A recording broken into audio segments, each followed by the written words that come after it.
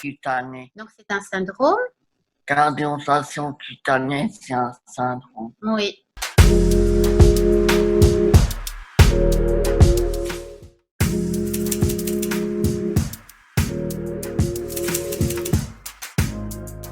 Je pense que c'est une histoire de rencontre et de personnes, surtout, et d'envie et de volonté.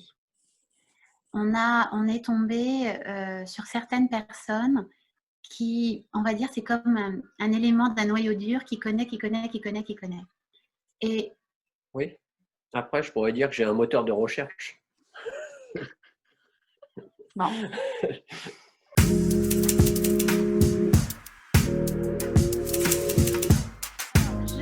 Alors, je suis photographe, auteur, journaliste pendant longtemps, n'est-ce pas? Et c'est une déformation professionnelle. Quand je ne comprends pas, je vais chercher les informations.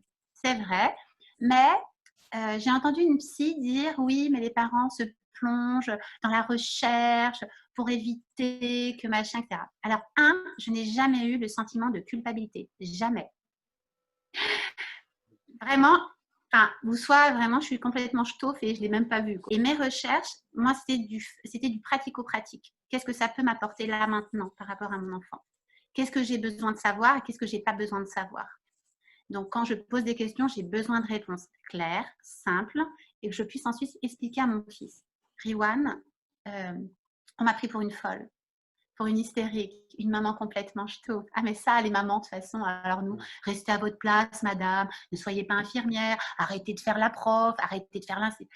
Alors oui, on est obligé de faire tout ça parce que je pense, quand on s'investit comme ça en tant que parent, on fait ce que tout parent souhaite, fait.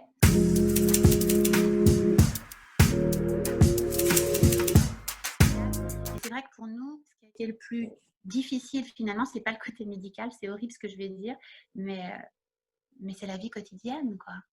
C'est-à-dire, c'est les institutions, c'est quelles sont leurs places dans notre société finalement, parce que nous, ce qu'on a découvert, c'est un nouveau monde, un monde parallèle, qui est la maladie et le handicap, parce que j'ai découvert que c'était deux choses différentes, mais en fait, c'est les deux. On ne peut pas indissocier les deux. Et toute notre vie, le parcours de Riwan a été chaotique parce que on s'est battu pour tout. Et aujourd'hui, on a eu raison et en même temps, on n'a pas eu trop raison parce que Riwan, on nous a dit, il n'allait pas vivre et il ne ferait pas tout ce qu'il fait aujourd'hui, c'est-à-dire parler, manger, savoir lire, écrire, marcher. Bon, évidemment, avec aide humaine, évidemment, il a un fauteuil roulant pour les longues distances, évidemment que c'est compliqué. Il se fatigue. C'est vrai qu'il a une déficience visuelle qui se déclare un peu plus prononcée maintenant, donc il a une basse vision. Les crises d'épilepsie, elles sont réveillées à 2 ans. Oui. Mais c'est possible.